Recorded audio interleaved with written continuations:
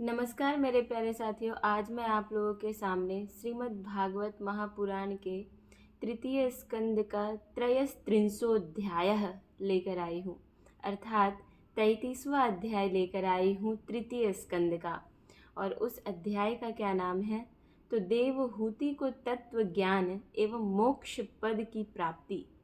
तो किस प्रकार से जो है वो भगवान कपिल मुनि जो है वो अवतार लेते हैं और अपनी माता देवहूति को तत्व ज्ञान प्रदान करते हैं, और वो तत्व ज्ञान प्राप्त होने के उपरांत मोक्ष की प्राप्ति होती है उन्हें। और उसी कथा को हम लोग जो है वो इस अध्याय में जानने का कोशिश करेंगे। तो चलिए हम लोग देखते हैं कि इस अध्याय में किस प्रकार से तत्व ज्ञान के बारे में बताया जा रहा है और माता देवहूति को मोक्ष पद की प्राप्ति कैसे होती है, किस प्रकार से होती है, इस अध्याय के माध्यम से जानेंगे। तो यहाँ पे संवाद जो चल रहा है मैत्रेयी और विदुर जी के बीच में चल रहा है। विदुर जी जो है वो संन्यास ले लिए हैं और संन्यास के दौरान ही विदुर जी जो है वो मैत्रेय जी से मिलते हैं और उनसे जो है वो विभिन्न प्रकार के प्रश्नों का जो है वो तत्वों के ज्ञान के लिए जो है वो प्रश्न वो करते हैं, और किस प्रकार से प्रश्न कर रहे हैं और किस प्रकार से उनको उत्तर मिल रहा है, ये सारी बात जो है वो आप लोग भी जान रहे हैं इस श्रृंखला में। तो मैत्रेय जी कहते हैं, क्या कहते हैं?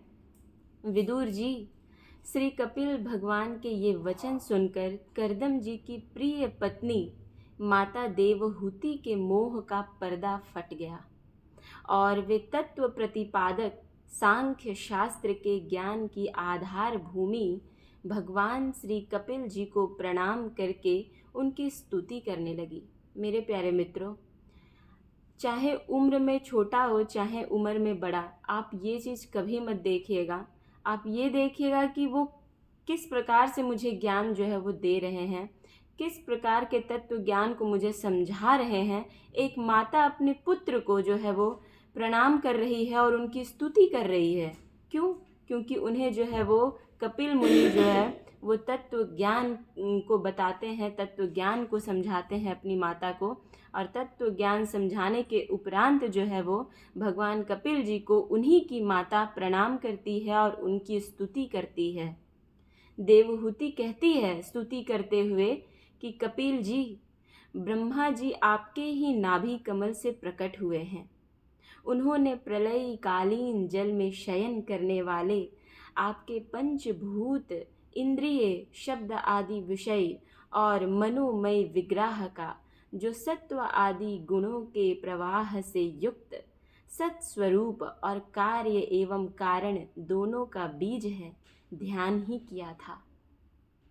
आप निष्क्रिय हैं, सत्य संकल्प हैं, संपूर्ण जीवों के प्रभु तथा सहस्रों अचिंत्य शक्तियों से संपन्न हैं। अपनी शक्ति को गुण प्रवाह रूप से ब्रह्म आदि अनंत मूर्तियों में विभक्त करके उनके द्वारा आप स्वयं ही विश्व की रचना आदि करते हैं। नाथ, यह कैसी विचित्र बात है कि जिनके उदर में प्रलय काल आने पर यह सारा प्रपंच लीन हो जाता है और जो कल्पांत में मायामय बालक का रूप धारण कर अपने चरण का अंगूठा चूसते हुए अकेले ही वट वृक्ष के पत्ते पर शयन करते हैं, उन्हीं आपको मैंने गर्भ में धारण किया है।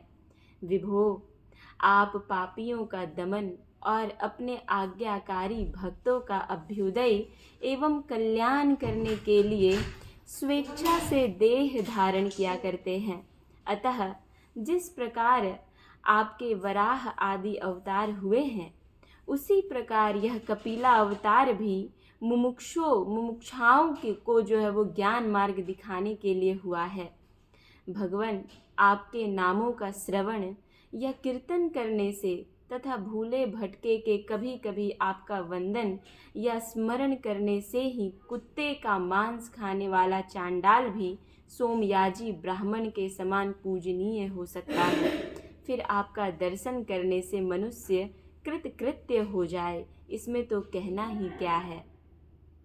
अहो, वह चांडाल भी इसी से सर्वश्रेष्ठ है कि उसकी जिह्वा के अग्रभाग में आपका नाम विराजमान है। जो श्रेष्ठ पुरुष आपका नाम उच्चारण करते हैं उन्होंने तप, हवन, तीर्थ स्नान, सदाचार का पालन और वेद अध्ययन सब कुछ कर लिया। कपिल देव जी, आप साक्षात पर ब्रह्म हैं। आप ही परम पुरुष हैं। वृत्तियों के प्रवाह को अंतर्मुख करके अंतःकरण में आपका ही चिंतन किया जाता है। आप अपने तेज से माया के कार्य गुण प्रवाह को शांत कर देते हैं तथा आपके ही उदर में संपूर्ण वेद तत्व निहित है। ऐसे साक्षात विष्णु स्वरूप आपको मैं प्रणाम करती हूँ। मैत्रेय जी कहते हैं, क्या कहते हैं कि माता की इस प्रकार स्तुति करने पर मातृवत्सल परम पुरुष भगवान कपिल देव जी ने उनसे गंभीर वाणी में कहा। क्या कहा? कपिल देव जी ने कहा, माता जी, मैंने तुम्हें जो यह सुगम मार्ग बताया है, इसका अवलंबन करने से तुम शीघ्र ही परम पद प्राप्त कर लोगी। तुम मेरे इस मत में विश्वास करो। ब्रह्मवादी लोगों ने इसका सेवन किया है। इसके द्वारा तुम मेरे जन्म मरण रहित स्वरूप को प्राप्त कर लोगी। जो लोग मेरे इस मत को नहीं जानते वे जन्म मृत्यु के चक्र में पड़ते रहते हैं। इस प्रकार जो है वो महर्षि कपिल कह रहे हैं। मैत्रेय जी कहते हैं, क्या कहते हैं कि इस प्रकार अपने श्रेष्ठ आत्मज्ञान का उपदेश कर श्री कपिल देव जी अपनी ब्रह्मवादिनी जननी की अनुमति लेकर वहाँ से चले गए। उसके बाद क्या होता है, तब देवहूति जी भी सरस्वती के मुकुट सदृश अपने आश्रम में अपने पुत्र के उपदेश किए हुए योग साधन के द्वारा योगाभ्यास करते हुए समाधि में स्थित हो गई। त्रिकाल स्नान करने से उनकी घुंघराली अलके भूरी भूरी जटाओं में परिणत हो गई तथा चीर वस्त्रों से ढका हुआ शरीर उग्र तपस्या के कारण दुर्बल हो गया।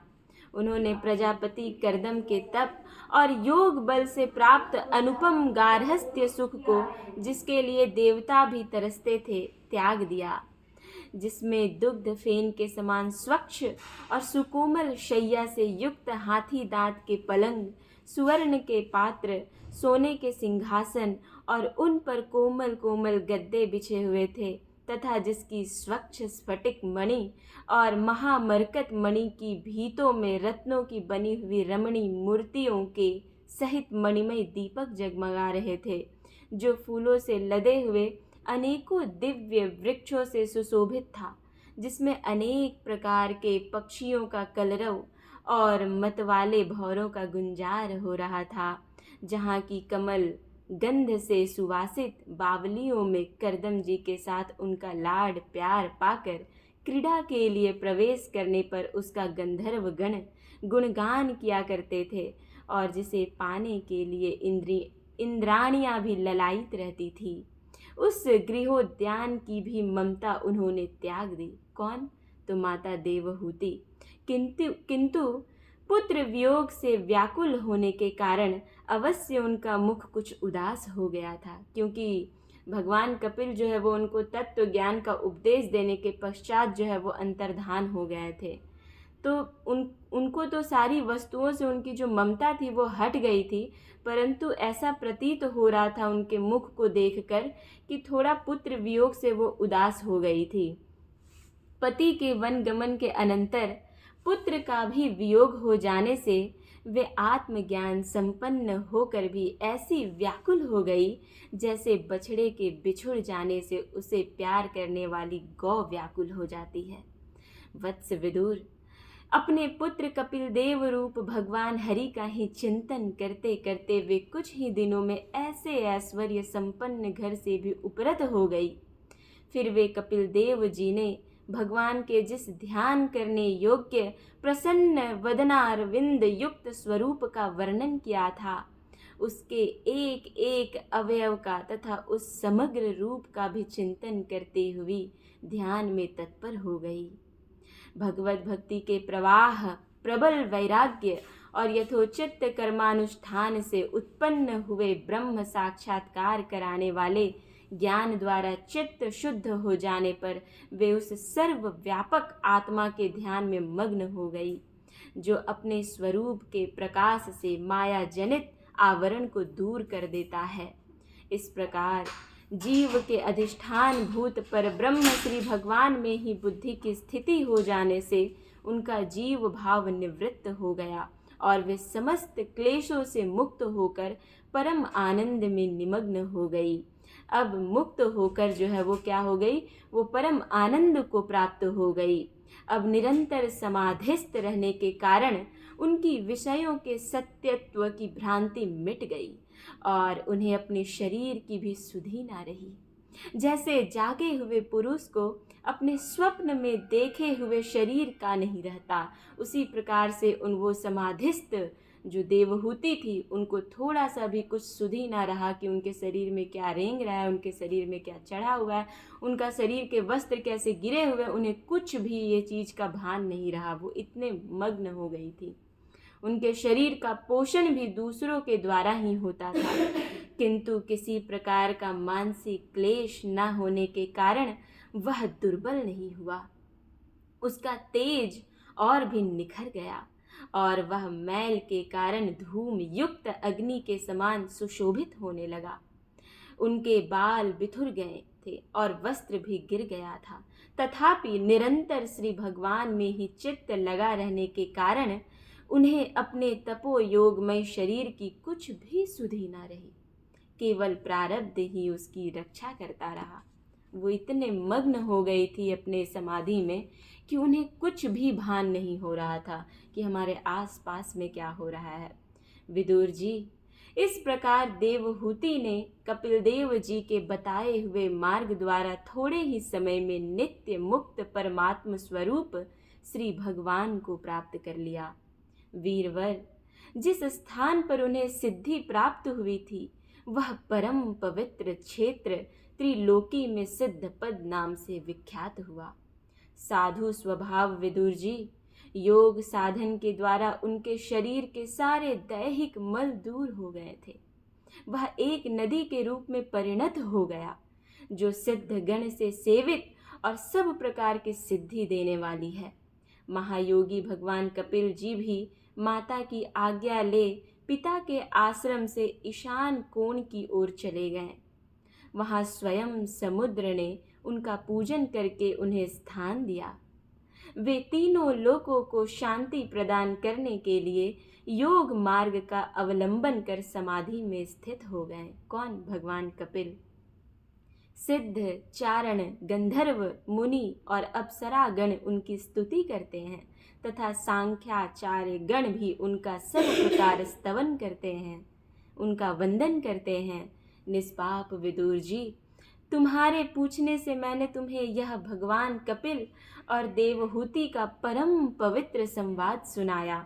यह कपिल देव जी का मत अध्यात्म योग का गूढ़ रहस्य है।